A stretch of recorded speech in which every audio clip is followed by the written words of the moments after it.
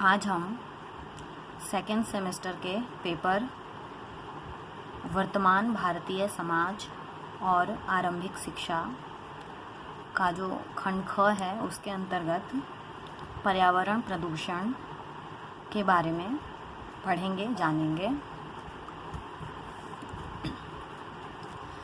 पर्यावरण प्रदूषण दो शब्दों से मिलकर बना है। पहला शब्द है पर्यावरण और दूसरा शब्द है प्रदूषण। सबसे पहले हम इन दोनों शब्दों का शाब्दिक अर्थ समझेंगे। पर्यावरण दो शब्दों से मिलकर बना है।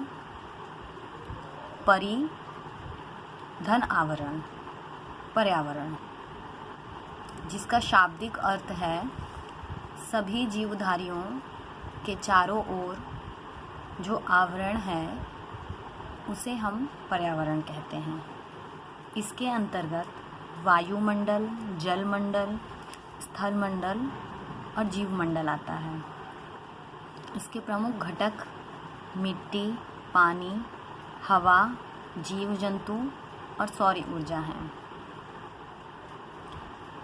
पर्यावरण मनुष्य और जीवों के जीवन चक्र में महत्वपूर्ण भूमिका निभाता है। मानव व जीव जंतु पर्यावरण पर अत्यधिक निर्भर हैं। यह सभी जीव जंतुओं के वृद्धि व विकास को प्रभावित करता है। पर्यावरण के बिना मनुष्य या किसी भी जीव जंतु का जीवित रह पाना संभव नहीं है।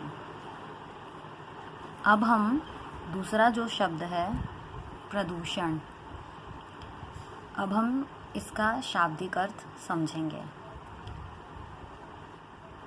प्रदूषण शब्द अंग्रेजी भाषा के पॉल्यूशन शब्द का अनुवाद है, जो मूल रूप से लैटिन भाषा के पॉल्यूटस शब्द से बना है, जिसका अर्थ है दूषित करना, टू मेक अनक्लीन। प्रदूषण का अर्थ हवा, पानी, मिट्टी इत्यादि जो भी हमारे पर्यावरण में प्रकृति प्रदत्त चीज़ें उपलब्ध हैं उन सभी का अवांछित द्रव्यों से दूषित होना, जिसका सजीवों पर प्रत्यक्ष रूप से विपरीत प्रभाव पड़ता है।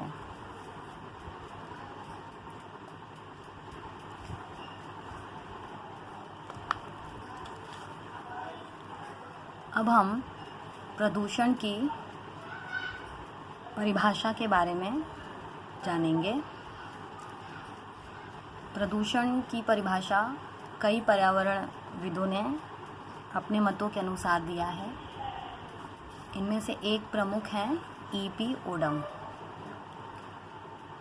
इन्होंने अपनी परिभाषा में बताया वायु, जल एवं मृदा के भौतिक, रासायनिक व जैविक गुणों में होने वाला ऐसा वांछित परिवर्तन जो मनुष्य के साथ ही संपूर्ण परिवेश के प्रकृति एवं सांस्कृतिक तत्वों को हानि पहुंचाता है, प्रदूषण कहलाता है।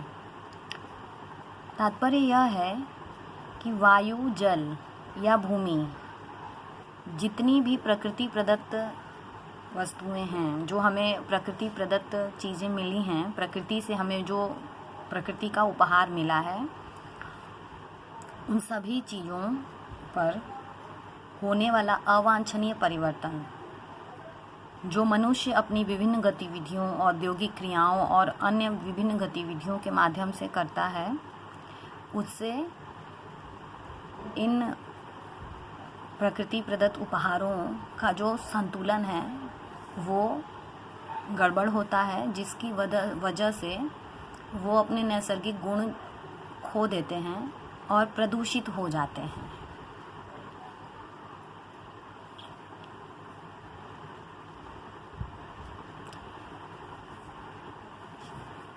प्रकृति को प्रदूषित करने वाले पदार्थों को हम मुख्य रूप से 3 प्रकारों में विभक्त कर सकते हैं। पहला है जैव निम्नीकरणीय या बायोडिग्रेडेबल प्रदूषण।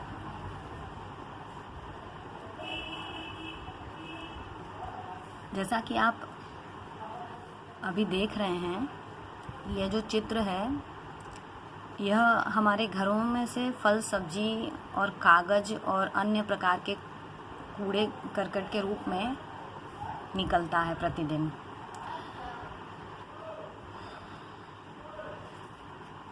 निम्नीकरणीय प्रदूषक बायोडिग्रेडेबल प्रदूषण की श्रेणी में इस तरह का कूड़ा कचरा आता है।